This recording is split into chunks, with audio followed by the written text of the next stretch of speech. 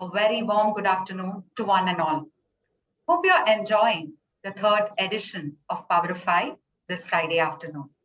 Our discussion today has a very interesting title, B-Inclusionist, the art of listening to your colleagues and leaders to drive inclusion. This session is sponsored by Sun Life. Our session will explore ways and means to becoming an intentional inclusionist through which individuals can promote allyship and nurture the larger thread of building connectedness. Individuals, when aligned with their company's values, care about the work the organization does and become culture champions or inclusionists for the organization. This panel will deliberate on what being culture champions mean and the role culture champions play in promoting other employees' care for the company's culture, build confidence, increase morale, and eventually build connectedness. Before we get the discussion going, it is my absolute pleasure to introduce this illustrious panel to our audience. I invite our first speaker, Sanket Atul, SVP and MD Sites, Salesforce India, onto this panel.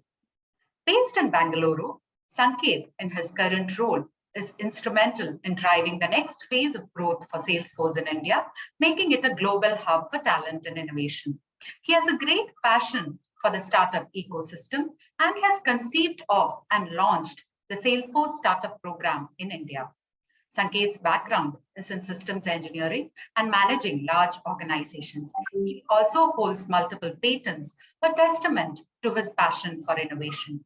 Sanket loves amusement park thrill rides and is deeply passionate about helping people blossom into amazing leaders.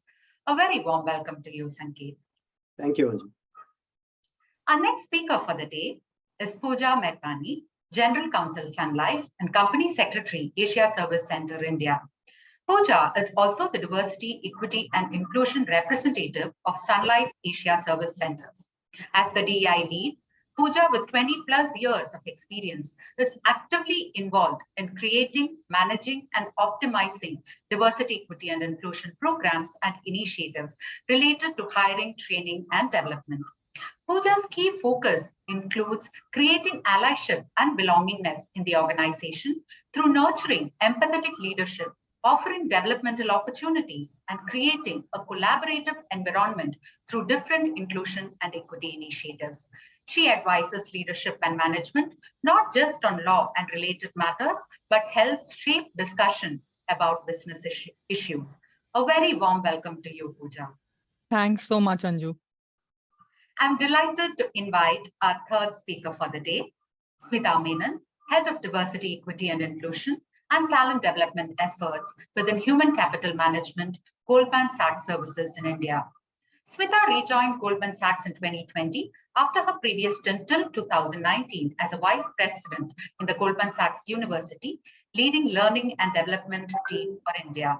In a career of over 18 years, Smita has held global roles across talent management and development functions in a variety of organizations.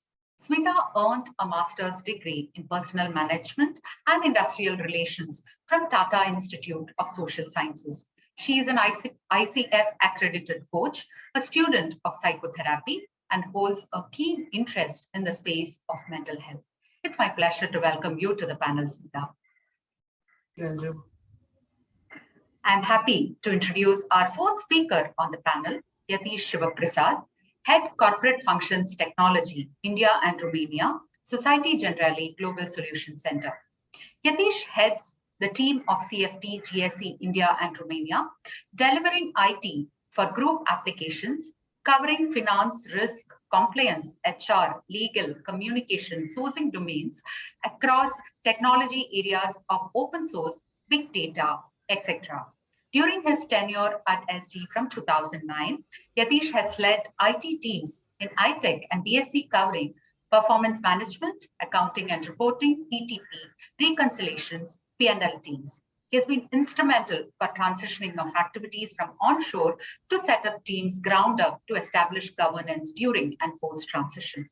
He has a bachelor's degree from NIT Surathkal and is a management graduate from IIM Calcutta. A very warm welcome to you, Yatish. Thank you so much. It's my pleasure. Dear audience, to know more about our speakers for the day, please do visit the Speakers Hub on our conference platform. With the introductions done, now let us move on to the agenda for the day. Very interesting discussion around B-Inclusionist. Can I request a brief 1-minute opening remark from each of the panelists? Sanket, can I request you to go first? Sure. Yeah, one thing I'll say is that fundamental truth that we should all embrace is that diversity is a fact, right? And inclusion is a choice. It's a choice that we all have to make to ensure that each person can bring their whole selves to work and are enabled to do the best work of their lives. We have to truly embrace this and try to live each day with it as a center of what we do. Thank you so much for that bite-sized opening remark, Sanket. Over to you, Pooja. I think the world is changing fast, and predictability is, definitely giving way to agility. And leaders definitely have to bring in a lot of change. We can't plan to execute. We have to, garner people to bring their whole selves to work. And that's where, a lot of sense of belonging has to be nurtured within the organization. And that's where, DEI, I believe with the paradigm shift that we have seen needs to be redefined, including the newer nuances with the changed world that we are living in today. Beautiful, Pooja, connecting agility to inclusion. Wonderful. Yatish, can I request you to go next? Yes, Anju. I think when I hear about topics such as DEI, diversity and inclusion, it's not just about feeling good initiative that we run in any organization. I think bringing in the workforce, which is extremely diverse, is very, very key for organizations to improve our financial performance, to improve innovation, to bring in innovation, to improve our organizational practices, and to be able to hear out viewpoints and perspectives from each and every nook and corner of the organization. And at the end, it is for the development of the organization and also for the self-development. And hence today, the topic that we speak about, inclusion, about DEI, is very, very key for all of us. Thank you. Again, a very important perspective of innovation that comes through. Thank you, Yatish. Over to you, Smita. Last but not the least, I think inclusion is for everyone. I think there's a lot of conversation around inclusion for diverse communities and for the need for affirmative action, and obviously that is key. But all of us, each and every one of us, have experiences of times in our life where we felt a sense of belonging, times that we didn't. So to delve into a very human experience of what inclusion and belonging looks like, and then to bring that into all facets of our life, right? From a place of, so I might not completely understand, but I can approach from a place of curiosity. And from there, empathy develops. So as much as we talk about affirmative action and, specific focus on underrepresented communities, which is very important, I think also to not miss the point about inclusion being for everybody, for you and me, and for everyone. Lovely thought, Smita. I think I'm very excited that we have a very diverse panel today, not only from a gender point of view, but also from the legacy that each of our speakers bring onto the platform today. In fact, my first question, and Smita, I'll request you to go first. It is around what you spoke, which is inclusion starts with I. Every individual has a role in driving the inclusion agenda at an organization. How do you think inclusive behaviors can be motivated and nurtured in an organization? Over to you, Smita. Yeah. So an organization, again, a microcosm of society, right? So some of the principles are in common. And I think what I want to touch upon is, number one, I would say, is leadership commitment. Because when you call it out, when leaders role model empathy, curiosity, a need to understand, allyship, when those behaviors are demonstrated and called out, the percolation is a lot more easy. The other bit is, again, the reverse as well, right? So having it driven from employees, because again, Sanket mentioned that at the start that, diversity is a fact. It's there everywhere, right? And especially in a country like India, we're so, the language changes every 30 kilometers. So diversity is something we've grown up with. So bringing employee experience as well, and then that's where the two merge, right? So let me give an example to articulate this leadership commitment. So for example, when I have the senior most leaders in my firm forming what we call the Global Inclusion and Diversity Committee, or when I have senior most leaders in India forming this governance body called the India Inclusion and Diversity Committee, where we are monitoring, how are we positioned as an employer of choice? How are we positioned? What is our, inclusive culture indicators? That's walking the talk. That is leadership commitment. When as a firm, we go out and say that by the year 2025, 40% of our VPs will be women. That is leadership commitment. And the other part that I'd like to highlight, which is the ground up movement to, so to speak, is, for example, our inclusion networks. So, we have a women's network, we have a disability network, we have a veterans network, we have a religion and culture forum, we have an LGBTQ plus network. Now, you don't have to be a member of the community to be part of the network, right? So how are you then contributing towards your own learning, your own awareness? And I think when the two meet, that is when the power of I become, the power of we, if I may say so. Beautiful. Thank you so much, Smita, the way you connected power of I and we, and the fact that it is for everyone and it requires that commitment, investment of conviction. Beautiful. Thank you so much for that. Sanket, may I request, as a very senior leader, what are your thoughts on how inclusion actually begins with I and the role that an individual at a leadership level can play in inspiring inclusion in the organization? Sure. One of the things we really have to do is step back and think about what does this really mean, right? Think about diversity and inclusion should not just be at the time of recruiting and hiring, a checkbox, I have this much number, that much number, but rather it should be looked at each and every day. Is there a safe environment for people to share information, say about their personal lives? A lot of us take for granted being able to talk about our partners. Some people can't, right? Do we make an environment where people are comfortable? That's what I meant by bringing your whole self to work.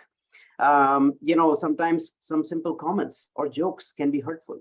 I met a person from a company recently who actually moved to another country because there were jokes being made and he was not out as a person from the LGBTQ plus community. Nobody meant anything bad, but people need to be thinking about it every single day. And are the, office policies conducive to make everyone feel comfortable? Also, as Smita also mentioned, we have to, when we are thinking about diversity, we have to look at various other aspects also. The LGBTQ plus community, people with disabilities, and various others. I'll talk about others as well later on. But one thing I'll just start off with is an exercise I find supremely helpful when thinking about diversity is visualizing a scenario where you are the diverse element in a meeting. Say you're the only male in a room full of women, or vice versa, right? Or a new person in a room dominated with much more tenured employees. Perhaps the only Indian in a room full of white Americans. The only person in a video conference where everybody else is in person in the room. Now, all of these are situations where we have to be conscious of, including the person, right? And some thoughts that go through the head of the person who is part of the diversity group is, what's the image that I would like to create for myself? What should I say? I want to make sure that people think I'm smart, but how much should I talk, right? If I say too much, I might be classified as aggressive. Too little, then I might be considered shy. If I say the wrong thing, I might be considered to be incompetent. How do I break the ice? What's the best way to introduce myself? How do I cut into a discussion? So my point here, Anju, is there are lots of thoughts, and this thinking about this enables empathy for people who go through this. And by consciously thinking about this, you make inclusion a part of your everyday life, and almost everything you do, you're conscious about equity. Very, very deep, Sanket. I think the mere fact that you repeated the word thought and thinking multiple times over the last couple of minutes tells us that the aspect of inclusion should be a constant part of our thought process. Only when we are conscious that way can we bring about change. Pooja, I come over to you. to understand what is your take on inclusion, beginning with I. Over to you, Pooja. Anju, I think Smita and Sanket covered, very good aspects. What I have been thinking is that, post-pandemic, there's a huge change, in what people have gone through or are going through. People have had a feeling of being burnt out, right? There are newer nuances to inclusion, which leaders should be thinking. And I agree with Smita. It has both to be a top-down approach and a bottoms-up approach. It cannot be just a top-down approach. It has to start with that. But there has to be much more concentrated efforts. There were efforts earlier, but they have to be double, triple, because earlier, the world that we were living in, we were face to face, we were meeting each other. Now, technology has taken over. It has gotten newer nuances. Efforts have to be increased. Another very important aspect is that while we have to focus being transactional, change cannot be brought in till the time we think transformation in the way we deal with people, in the way we become active listeners. That's very basic, but I don't know why it becomes very difficult. Do we ask our team members or people in the organization to come up with their stories? How easy will it be to connect with those people? And when you get to know their, stories, their personal side, they'll be much more comfortable to bring their entire selves to work. And that's how we can start building connections with people. We are social beings. We yearn connections, right? And that is then going to bring in a sense of belongingness, even when probably we are connecting, virtually. And empathy, Sanket, I think you alluded to. Empathetic leadership is very important. There's a need for leaders, managers to show a lot of compassion, to understand what probably a person or a team member is going through. What are their needs? What are their aspirations? And that is how, we can then nurture diverse perspectives. People will not be shying away from bringing those perspectives to a meeting or to discussing, because then they'll have a sense of belonging. Very minor basic issues, but if we focus on them, we can bring in a big change. Beautiful, beautiful, Pooja. I really liked how you talked about the convergence of both top down and bottoms up, right? So if we are looking at the larger outcome of belongingness and the spirit of inclusion, this convergence is not negotiable. Beautiful. Thank you so much. Yatish, I come to you with a slight twist to this question, and coming from a very technological background, right? So inclusion begins with I, and it results in innovation. What is your take on this? How does inspiring every individual and inspiring them to bring their full potential to work actually lead to innovation? Your thoughts on this, Yatish? Okay, thank you, Anjal, for that question.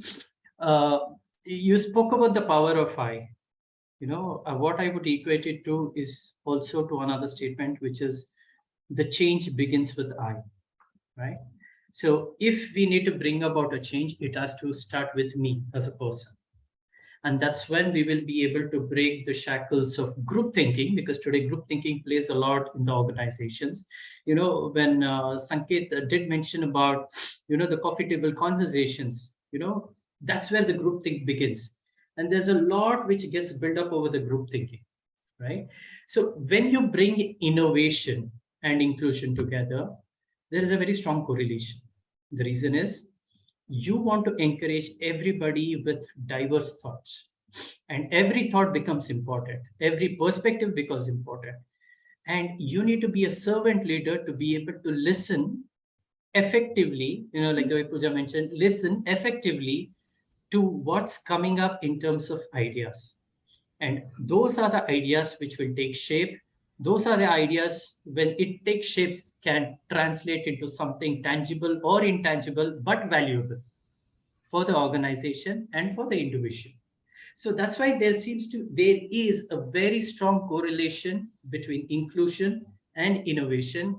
The fact that inclusion means encouragement of the diverse thoughts and bringing people together to collaborate effectively, it's got a very powerful formula to create something new, to create something fresh. Yeah, I'll just add something to it, Anju, if I may. Yatish, awesome points. But, fundamentally, there's been lots of studies done that a true diverse and inclusive environment leads to the prosperity of companies. So if your workforce is representative of the various ecosystems you're a part of, or representative of the customers, the inputs from everybody results in products, in experiences which render the company much more profitable. So just to underscore your point, Yatish, yes, it leads to innovation, and as a result of which the company does well. So it is not just the right thing to do on a societal basis, it's also the right thing to do from an economic basis and company prosperity basis. Excellent, excellent. Thank you so much, Yatish. I think the fact that you put in the word formula, because as you were going through, your perspectives, I was thinking about how it all comes beautifully as a nice formula in terms of actually generating innovation, right? So the fact that group thinking is a byproduct of individual perspectives being included. And thank you so much, Sanket, for adding the perspective as well. I now move on to a very important dimension when it comes to being an inclusionist, which is about trust, right? So trust is a fundamental experience that I think all of us crave for at work, at homes, and it is at the heart center of a great culture. How does the leadership team and people leaders, people managers ensure that a sense of trust is built among employees? How does it pan out in your organizations? Pooja, can I request your take on this first? A very pertinent point, Anju. I think, again, as I said, again, that's building trust within the organization. Trust and integrity is very important. It can begin with active listening, as Yatish and I alluded to earlier. And also kind of, before being allies, we have to be waymakers. We have to give people their space and give them opportunities. It's not only, again, just going to a diverse group or underrepresented groups. It's for everybody, that we give them opportunities wherever possible, give them their space to perform, and then positive affirmations, recognition where due, will definitely lead to building in a lot of trust within the organization.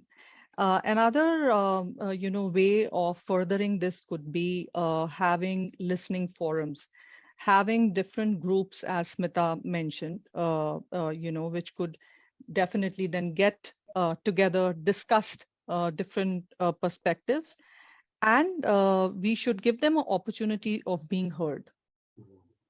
And leaders have to definitely act upon what is being brought to their notice. Definitely take stock of what the situation is. Do regular pulse checks. That's where they can build in the transparency and trust within the organization. And we are all talking of transformation, innovation, that all begins with establishing the basic facets of trust within the organization. Thank you, Pooja. I think the role that active listening plays and listening forums create, right? So the how it creates that experience of trust and integrity, right? Beautiful values. Thank you, Pooja, for sharing that. Smita, I come over to you with your thoughts, with your keen interest in mental health as well. How do you dissect trust as an experiential part of an organization's culture, and what can leaders do to inspire this particular value in the culture? I think a very, very inspiring question, right? I am able to trust when I feel understood, when I feel like I belong, right? So I think our endeavor within the firm has been to help managers understand their team members, right? Because from that understanding is where trust comes up. We in fact have a framework for it, right? We call it the KFCI framework, which is know me, focus on me, care for me, inspire me. And what we're trying to do here is, one is, I'm here to build my career. I'm here to do a job. So understand what my strengths are. Understand, where I'm likely to be most energized, where I'm likely to be drained, and then use that as, material to help, fashion my job, my career, help care for me. So understand where I come from. What's my life story? And we're not talking about specifics here, right? We're talking about like who I am and how do I show up, and so understand who I am, and then role model what the culture should be like. So this is really the framework. This is the emphasis, and then it's about inculcating it at regular intervals. So whether I'm a new hire at the firm, or I have got promoted into a new role, or I am a manager, or I am a senior leader, it is embedded in our curriculum such that we are helping people, reminding people on know your people, care for them, focus on them, inspire them, and that's one way to build consistency. The other part I'd like to highlight is it's also how I show up in my daily life, right? So one is my larger intent of KFCI and recognition, but what are the conversations that we have in the Bay? Is it just, while we're talking about work, we also talk about so many other things, right? So when I include my awareness or my curiosity to know about diverse communities, diverse human experiences, I'm giving permission to my people to speak up, right? As opposed to, and I think it came up in our earlier conversation that it's not easy. Not everybody comes from the same life experience, and for me to be able to share who I am, I need those conversations in my workplace. So managers showing up for network events, managers talking about current affairs, showing about their awareness about various issues that affect that have an impact on DEI. Those everyday behaviors, emphasis on those everyday behaviors, role modeling those behaviors. Those are some of the ways in which it's a 152-year-old culture, right? And that's how it consistently gets embedded. Beautiful, beautiful, Smita. Thank you for that. I really loved the granularity that you brought about to trust and the beautiful framework. I think KFCI is a stellar framework. Thanks for sharing that with this forum. Thank you, Smita. Anju, if I may just add to what Smita said, I think, as listening forums or other forums that we have, there's also a need with time to change and also communicate the change strategy that you have, with across the organization. That'll create trust within the organization. If there is a phase of vulnerability that the organization is going through, it's okay to even demonstrate those vulnerability, to your employees. That's when, they'll see the real side to their managers, to their leaders, and that will also help building trust. Thank you. Thank you so much, Pooja, for adding that dimension. I think especially during the last couple of years when disruption was one of the most frequently used words in all our conversations, and what happened, the aspect of organizational vulnerability, very interesting thought that you shared. Thank you so much for sharing that. Sanket, I come over to you, your perspective. That was just mentioned by Pooja, I'll just add to. So organizations are not just located in one geographical area anymore. We're all international in some fashion or the other. And, creating a situation where everybody has an opportunity to represent themselves and be able to contribute in an international distributed fashion is something that's supremely critical. And oftentimes, there is the lack of trust, especially when there are situations where there's a time of change. So change management becomes interesting. And then oftentimes you're sitting on one side of the world, the decision makers are on the other side of the world. How does that trust come in? And so it's a very sensitive issue. We have to think about it. What's been interesting is during the pandemic, prior to the pandemic, it was always, India's here and then the people are there in Europe or US that we're working with. But with the pandemic, the playing field was leveled. All of us became virtual. All of us started running into the same kind of issues. And I think that really in a very positive way, changed how things happen. And that led to people having a better understanding of what it means to be virtual, what it means to be inclusive in a situation, even like the one we are in right now. So it's super interesting. The other part I'll say is, I'd like to relate to something we have in our organization. It's in every organization. We have these communities that, Smita also mentioned earlier. These communities, we encourage everybody to be a part of one community or the other.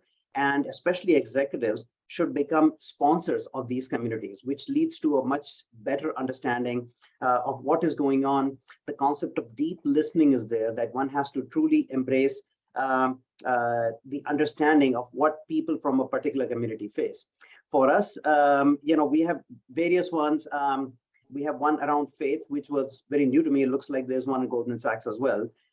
There's around women, LGBTQ+, veterans, geographical areas. One I would like to mention, which is super interesting for me, was something we call Gen Force.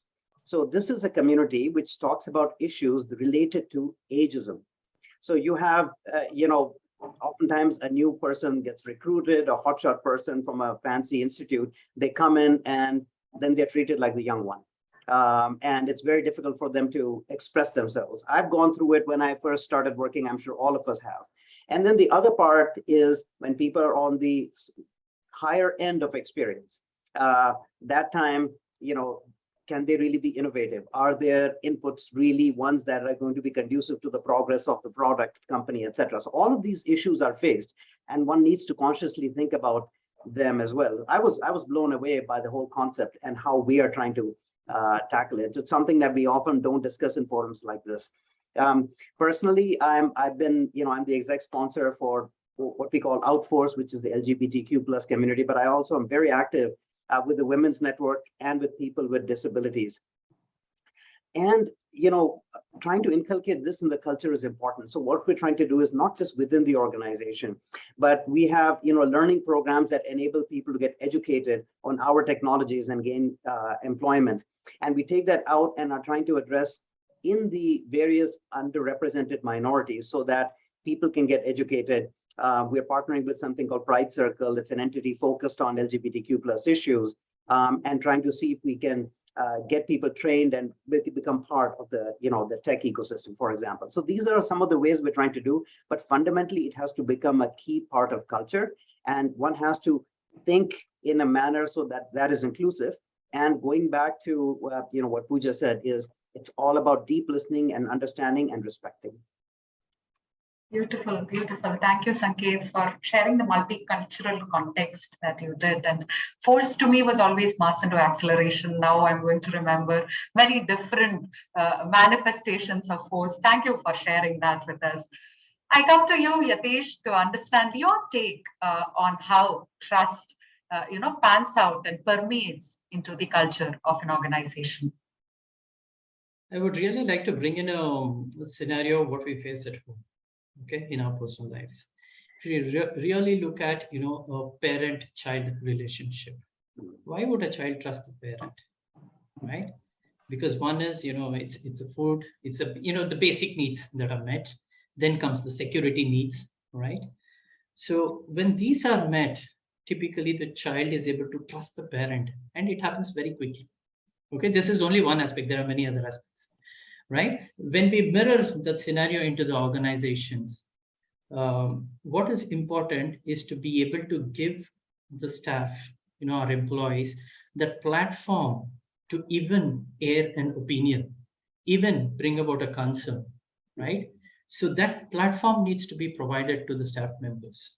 Then comes the aspect of how you will build an environment which is extremely conducive. And conducive in terms of processes, conducive in terms of systems, conducive in terms of policies, conducive in terms of having those community groups, self-help groups, all those assistantship that we can provide for the staff members, so that they're able to firstly open up in a very transparent manner and to air, whatever they want to speak about, right? Then as leaders, we can get into the mode of being active listeners, process it, assimilate it, and then we have a way to navigate it. So I would say we need to build that systems, the processes and the policies which are very robust within the organization, which will really help our staff members to be able to have an opportunity to build that trust. So firstly, we need to create that. And the second aspect, which becomes very key, is power of failure. I think we should give our staff members the power to fail. Today, if you really look at it, our performance systems are built in such a way that, meritocracy, while we encourage it in a very big way, we don't want to hear about, when we want to peg a staff member over another, if we have to bring in a relative ranking, if we have to put a bell curve, etc. We try to pick up the best. Do we ever do a conversation about what were your top 3 failures of the year? We speak about what are your top 3 achievements of the year, right? So speak about the failures and speak about what did you learn from the failure and how and what we can do as an organization to help you so that you don't get into the cycle of failures again. And how can you be a better person? I think this is the power of failure, and we should give this power to our staff members. I would say these are the 2 aspects that we need to create over and above what the other speakers have spoken about. Excellent, excellent, Yatish. Thank you for sharing that. As a mother of 2 young children, I really loved the correlation that you brought about from parent-child relationship to the organizational context. And even when you talked about the power of failure, right? So if we need to practice it, probably we can practice it at home so that we are well-versed, and then we can kind of embed it at workplaces. Beautiful. Thank you for sharing that. I now come up with my next question, which is around allyship. Allyship, in other words, is about stepping down and giving space for others to rise up, cheering them all along the way. This is much required for a true inclusionist mindset and requires a strong conviction towards bringing in real diverse representation in the workforce. Sanket, can you tell us how the concept of allyship is promoted in your organization? Absolutely. But before I talk about that, I'd like to comment on what Yatish said. Fabulous points, Yatish, loved it. And I think from a leadership perspective, being vulnerable and accepting that you don't know things and you have failed and can fail is something that really creates an environment where people are much more comfortable. So I loved your point. Thank you so much. But, fundamentally, allyship, Anju, is about deep listening. It's about truly caring, about creating the sympathy and understanding what employees are going through and leveraging the feedback to improve the workplace. Our approach to allyship is as more of a continuous path, with empathy at the center. It's not about aiming for a finish line. Okay, I'm an ally now and I'm done with. No, it's more of a continuum. We emphasize that being an ally is a verb, right? It's not a one and done activity. So some of the things we talk about being an ally, and it's been mentioned by my fellow panelists as well, is that first of all, you don't need to identify with the community or share the same interest or background. You can still be an ally. You don't need to agree on every issue with the group or the people you're trying to deal with, but you can lead with empathy and seek to understand. And very, very important, you can lean into courageous conversations and get comfortable with not always understanding everything. It goes back to the whole concept of vulnerability. I would like to help. Please help me learn. And I don't know all the answers, right? And sometimes being a senior leader in a forum, people just look up to you and are like, okay, you tell us what to do. No, but you have to create an environment where people understand that you are also learning. And it's okay to get things wrong and evolving over time. And fundamentally, it's allies that create a more equal society. So we all learn and grow and find our voices.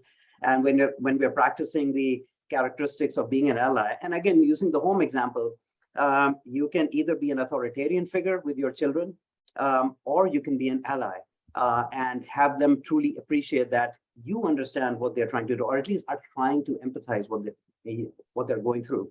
Understanding what they're going through is an impossibility because things are changing so fast, and my kids remind me all the time. But just that sense of empathy is super important. And likewise, just one more point I'll add, if I may, is that from a leadership perspective, right, it's very important, very, very important to lead with equality in mind. Make equality the center of everything you do. And have open conversations, right? Speak and learn from everybody and create an environment where it's not a one-way conversation. It's not a dictatorial thing. It's more of a collaborative environment in any group that you're a part of. The concept of being inclusive in meetings, I alluded to that in one of the previous things I said. where it takes an effort to make sure that every person who's a part of the meeting, whether the person is halfway around the world, or the person might be from an underrepresented minority, or the person might be shy, whatever. It takes effort to make sure you have inclusive meetings so everyone's voices are heard. People are there in your organization for a reason. Let's not exclude them. And finally, being very fair when you're thinking about delegation and reward. So typically in rewards, yes, there's a lot of processes in place, etc. But when it comes to delegation, oftentimes people have go-to people that they'd like to do this thing. But how do you actually trust and take a chance on somebody, and in the process of doing that, make them understand that, yes, you are important to us. These are things that are supremely important.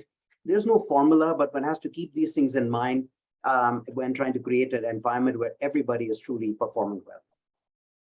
Thank you. Great thoughts, Sanket. The fact that you talked about allyship being a continuum and not actually an end point, right? And we constantly learn. And I think when it comes to different dimensions of diversity, you're probably at different maturity levels of being an ally. The more you understand, the better ally you become. So beautiful thoughts that you shared there. Thank you so much. Pooja, I come to you with your thoughts on allyship and how allyship as a very important aspect is ingrained in your organizational culture. I would like to start with with an example. Yatish talk about parent-child relationship. I like to go to kindergarten. If you go to Indian kindergartens, there's a game of chairs. And the way we teach children is that there are 10 children, 9 chairs, keep on lessening the chairs, and ultimately whosoever gets the last chair will be the winner, right? This is exclusion.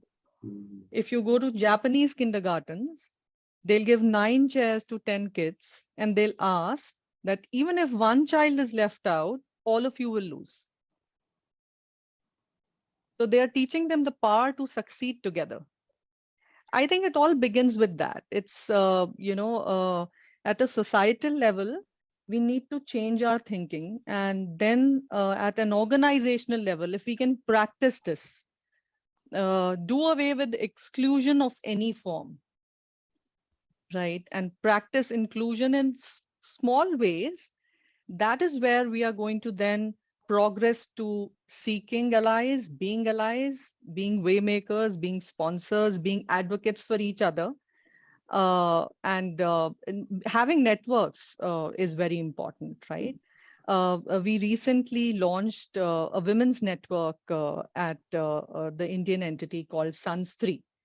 Now, being very inclusive, this women's network is going to be a platform to give rise to other employee resource groups going forward.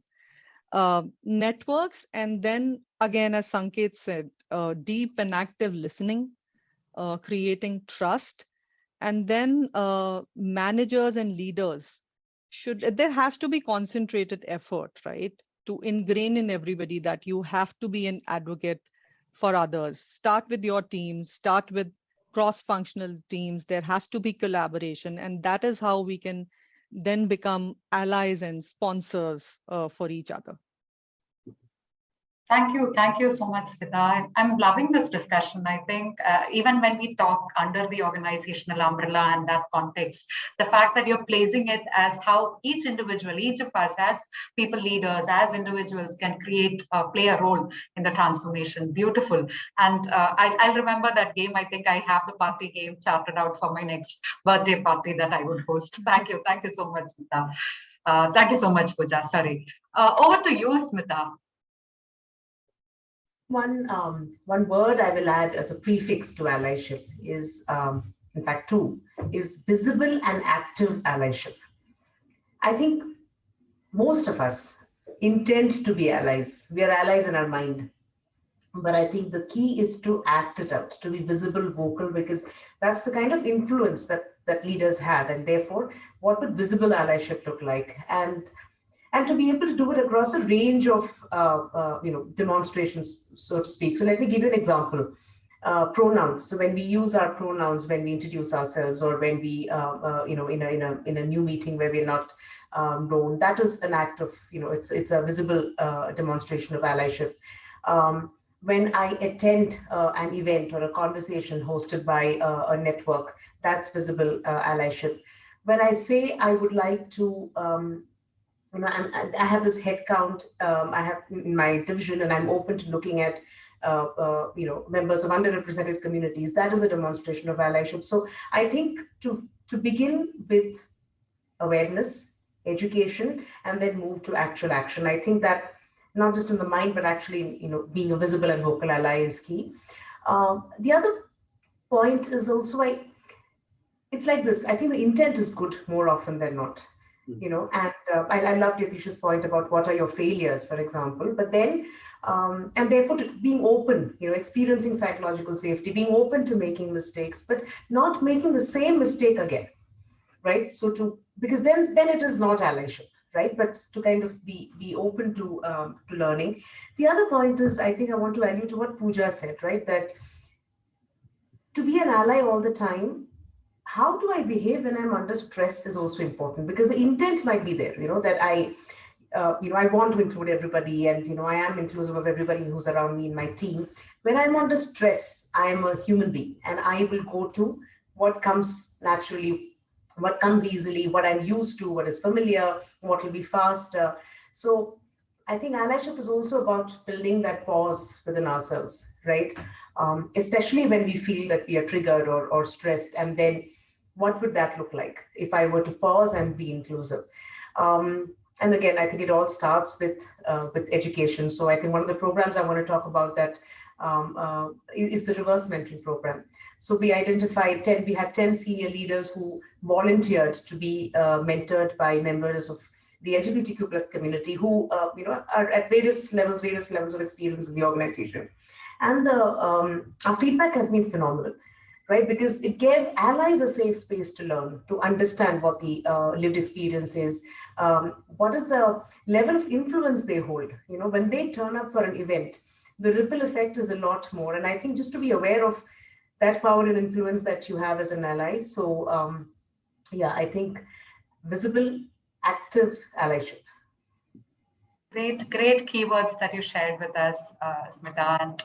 And I'm also liking the fact that we are talking about generational diversity. In fact, the parallel session that we have today slotted is all about generational diversity. But very interesting to see ageism and generational diversity being talked about at this forum. I see an alert that we need to move over to the Q&A. But before we move over there, Yatish, I would love to hear your thoughts. We would love to hear your thoughts around allyship. I'll make it quick so that we have the opportunity to hear the questions. I would say the first thing is to educate ourselves what allyship means, because that's where we fail most of the times, right? So when we say educate, there are a lot of biases that each individual, each of us hold, because of wherever the context and the background that we come from. So we need to be cognizant of the bias, and we need to be comfortable to get uncomfortable. Okay, so and then begins the journey of allyship. I think this is what we need to do. And as an organization, there are many steps. As some of the things all of you mentioned, I think we do it in our organization too. Be it the diverse support groups that are available, reverse mentoring that we do. All of these initiatives are there. But what is key is to be consistent with the way we run all the allyship within the organization. So with that objective, I stop. Anju, just to give the opportunity for people to air out their questions. Absolutely. Thank you, Yatish. Consistency is key. So thank you for reminding us about that. With that, I think it has been a very inspiring 45 minutes plus. I am excited to look at the questions, some of the very pertinent questions that we have from our delegates here. Pooja, I would like you to take this question. The question goes thus: why do we feel that DEI is more a nice to have for businesses than a must have? Sudha Subramanian is asking us this question. She talks about a very particular example. Why is there so much being talked about DEI, but very less change on the ground? For example, the percentage of women in senior positions. What are your thoughts on this, Pooja? Very good question. And we ourselves are so many times asking this question, being DEI leaders as well. Change, in DEI there's no magic wand, right?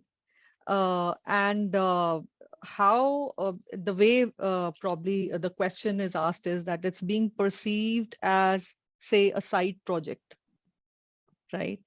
And there are initiatives, there are strategies at organizational levels, but till the time all of us become DEI champions and culture champions, that's what the feeling will be, that there's so much being talked about but no results. But it's not easy to even get those results, because bringing in the kind of change that we are wanting will definitely take time. I feel happy and good that within organizations, at least these topics are being picked up, they are being worked at, and we are optimistic that maybe we are starting small, but there will be change. Also, many organizations were on the right track. Pandemic has kind of set back the pace at which we were working on. That's applicable to very many organizations, and therefore we have alluded to earlier that we also need concentrated efforts at a much larger level, so that we could showcase also the change that we want to bring in.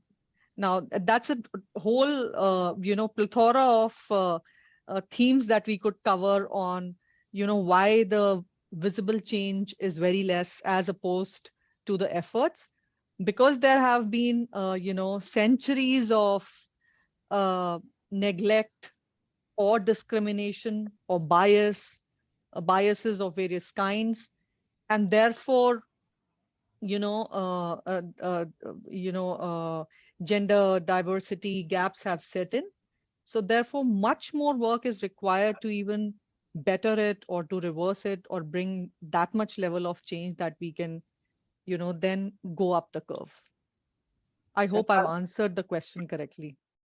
Yes, Pooja. If I can, Anju, just to add to Pooja, because I think just to take a very practical example, and it's the same in most of our firms and organizations.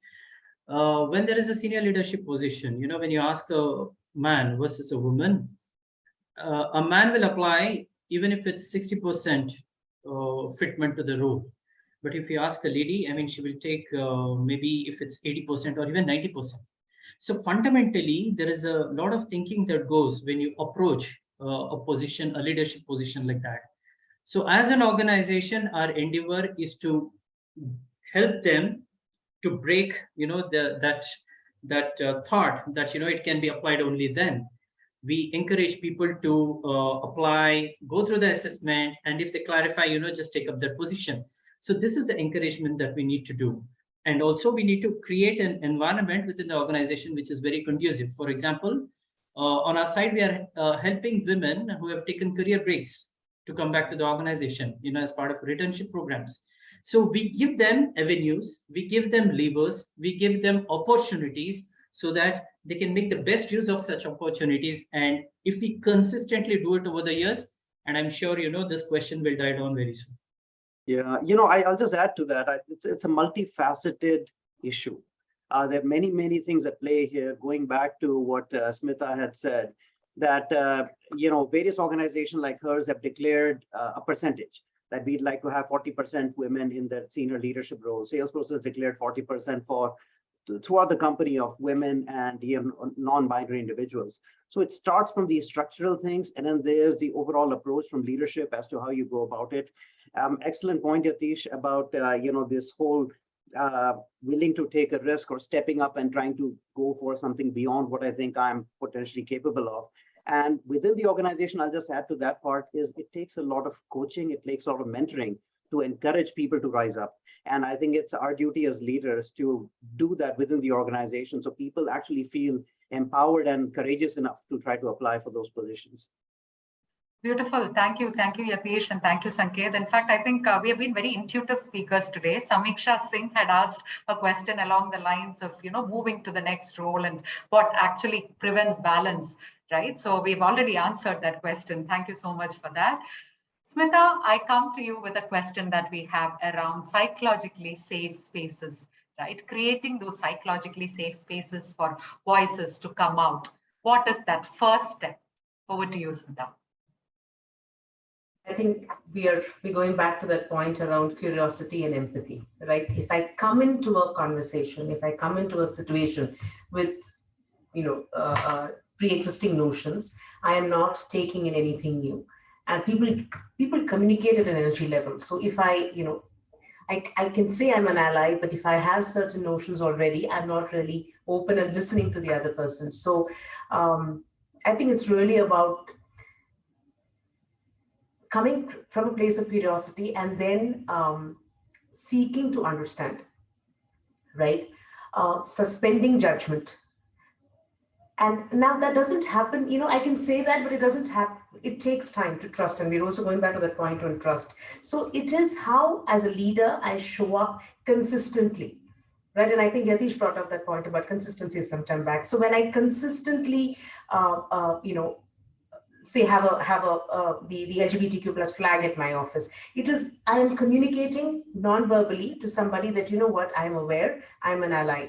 That gives somebody permission to one day knock on the door and say, hey, I'm a member of the community, I would like to talk to you about this, right? It's leaving the door open. So psychological safety it's not a formula. It's really how I show up consistently, how I show up with curiosity, how I display empathy, how I behave when I'm under stress, how I behave with people who come from a very different space. And this doesn't have to be just from a social angle, right? Even from a thinking space. So for example, one of the group coaching conversations we have is around thinking styles.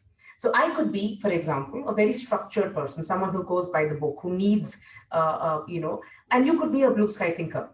So how I invite your thinking in our conversation and vice versa, or I could be a problem solver. I just want all the facts and now we've solved the problem, let's move on. And somebody else could be more of a relationships person. I need to know you before I trust you. Now, are we giving room for each other? So I think consistently being inclusive and open to what you're not familiar with, that's what opens the doors for psychological safety. Not just saying that this is a safe space, tell me what's on your mind. It helps, but I don't think that's the complete story. Lovely, lovely, Smita. I think that was a great psychological simulator that you ran there in terms of, what happens when you open the doors for psychological safety. Wonderful. Time up. I see the alert. I would have loved to continue this conversation, but it's been a very, very inspiring and engaging session. Thank you so much. Thank you, panelists, for joining us today. Thank you, Pooja. Thank you, Sanket. Thank you, Yatish and Smita. Thank you.